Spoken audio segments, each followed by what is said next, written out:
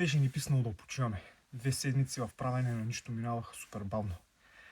Когато сержант Кристо дойде накрая да ни вземе, за да ни откара до главния офис, където финиширахме курса, всички бяхме много развълнувани. Там беше пълно с рейнджери. Някои се връщаха от дежурство, други бяха на път да застъпят и ние 10 новобранеца, които чакахме да отидем на първия си патрул. На менеджера му отне известно време да ни разпредели кой къде ще отиде, но това ни даде възможност да се видим с момчетата от курса. Бяхме останали само чужденците в лагера, а всички останали се бяха прибрали при семействата си. Беше много хубаво да видиш снимката от курса си, закачена до другите. Наистина горд момент. За сега не бях виждал носорог на живо, нито някой от големите животни, но това беше на път да се промени. Всички чужденци отивахме на едно и също място и това беше резервата, в който правихме симулациите. Щяхме да патрулираме от крепостта. Няма да забравя как се бяхме натоварили в джипа, отзад в каруселята. Местните рейнджери си говориха на техния език и се смяха. Аз сканирах хоризонта, търсейки на някое голямо животно и спомням как Дариас си хапваше сладко картофките и наденичката. Много умно решение, защото следващите 2 седмици ни чакаше храна горе-долу подобна на тази от курса. Спомням си, като пътувахме към крепостта, шофьора наби рязко спирачки, дигна се огромна пушилка, може би за 10-15 секунди, никой не знаеше какво става, докато най-накрая един от местните рейнджери ни се извика: "Вижте там." Всички погледнахме в тази посока и пред мен се появи първият огромен носорог, който бях виждал някога. На не повече от 50 метра имаше носорог, който съвсем спокойно си пасеше трева и от време на време ни поглеждаше. Наистина беше много вълнуващ момент, бях много развълнуван. Това беше първото голямо животно, първият носорог в живота ми, който виждах. Пристигайки в крепостта, този път ни посрещна командира на рейнджерите там, сержант Пол. Той беше 1,65 м висок, гола глава, цели в татуировки, ясно изразени мускули. Този човек беше легенда. Беше хващал повече от 5 браконьера на носорози и сигурно около стотици други различни. Беше много агресивен и спонтанен човек, но в същото време загрижен и добър. Каза ни да се настаним удобно, защото първите няколко дена сме щели да патрулираме от крепостта, след това щяха да ни разположат по другите отряди. Изкарах голям късмет тогава, защото предвижвайки се към мястото, към леглото ми, бях най-близко до шофьора и той ме спря и ме попита дали искам да отида с него да проверим един водоизточник. Веднага хвърлих багажа на земята и тръгнах с него. Той караше много бавно. Знаеш, че тук ще излизам от обучението и всичко ми беше много интересно. А и погледа ми го показваше, постоянно си въртях главата и гледах за някакви животни или нещо интересно. А той използва тая възможност да ме... Спомням си, че не спираше да ме разпитва за България, за Европа, как е живота там, че много иска да отиде да види. И ме караше постоянно да му обещавам, че като се тръгвам от Африка ще го взема с мен, който ме караше да се смея много.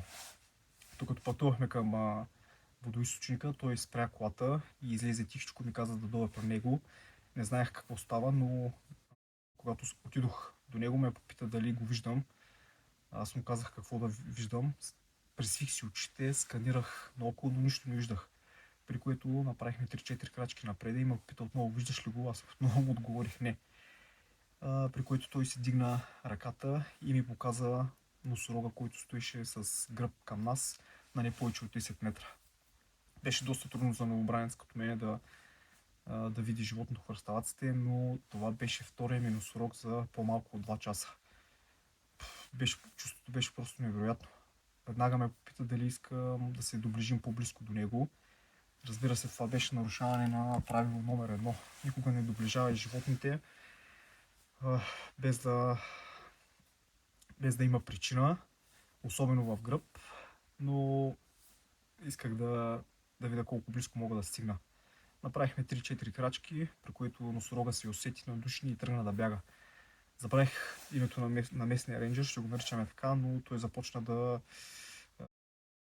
се смее много. Каза ми, че обича да гледа. Много смешно било как носорозите хукват да бягат. Разказа ми много истории как бил толкова близко до носорозите няколко пъти, че можел да ги докосне без да го усетят. При което се замислих, аз също исках такива истории, аз също исках да усетя Африка по този начин. Нямах търпение да се превера в крепостта и да разкажа на момчета какво се беше случило. За съжаление, този ден нямаше щастлив край, както и нямаше това приятно събиране пред огъня вечерта да си разказваме истории.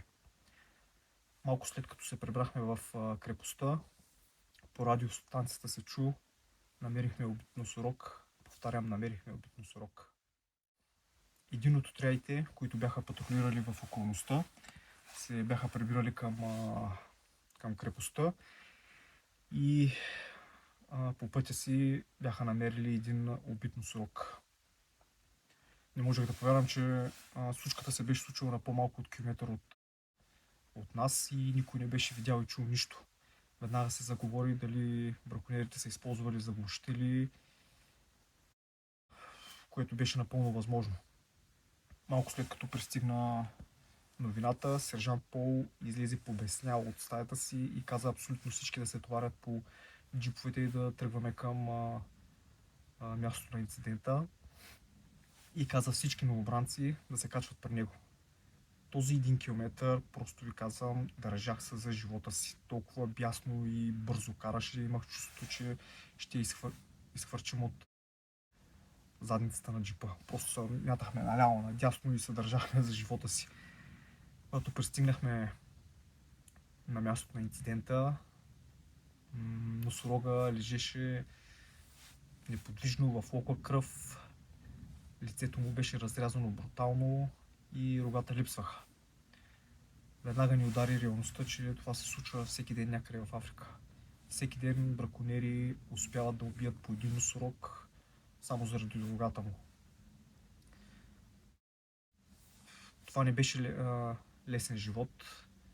Живеехме в сурови условия, тежки предизвикателства, но казвам ви, всяка капка кръв, всяка капка пот, всяка безсънна нощ и всеки изминал километър под изгарящо слънце накрая се заслужаваше. От тук следваха две неща. Веднага се задействаха екипи по следите на браконьерите.